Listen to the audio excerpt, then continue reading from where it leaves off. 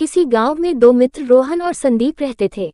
रोहन बहुत ज्यादा धार्मिक प्रवृत्ति का था और वो मानता था कि भगवान उसका हर काम कर देंगे। दूसरी ओर संदीप बहुत ज्यादा मेहनत करता था। फसल उगाने की सोची। अब संदीप तो दिन भर खेत में मेहनत करता, लेकिन रोहन कुछ काम नहीं करता। वो केवल मंदिर में जाकर भगवान से अच्छी फसल के लिए प्रार्थना करता। इसी तरह समय बीतता गया और खेत की फसल पककर तैयार हो गई। इसे दोनों ने बाजार में ले जाकर बेच दिया, जिससे उनको अच्छा खासा पैसा मिला। घर आकर संदीप ने रोहन से कहा, देखो दोस्त, खेत में मैंने ज्यादा मेहनत की है, इसलिए इस धन का ज्यादा हिस्सा मुझे मिलना चाहिए। संदीप की बात सुनकर रोहन बोला, नहीं नहीं, इस धन का ज्यादा हिस्सा मुझे मिलना चाहिए, क्योंकि मैंने ही अच्छी फसल के लिए भगवान से प्रार्थना की थी, तभी हमको अच्छी फसल हुई है। मेरी प्रार्थना के बिना यह संभव नहीं होता। इसी बात को लेकर दोनों गांव के मुखिया के पास चले गए।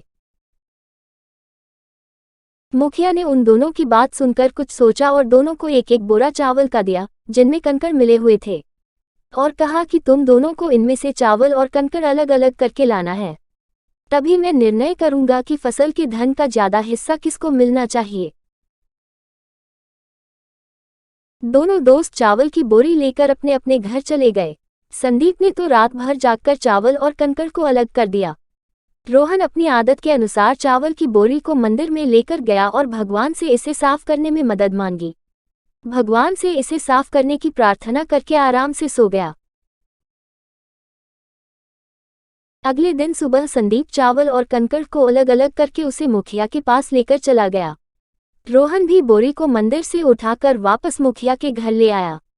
रोहन को पूरा भरोसा था कि भगवान ने उसका काम कर दिया होगा। अब मुखिया ने दोनों से पूछा कि बताओ, तुमने कितने चावल साफ किए। इस पर संदीप ने तो जितने थे उतने बता दिए।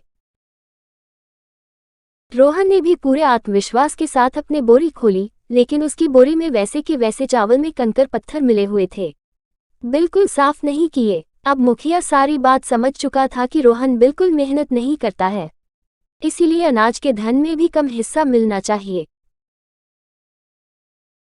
गांव के मुखिया ने रोहन को समझाया कि भगवान भी तभी तुम्हारी मदद करता है जब तुम कड़ी मेहनत करते हो।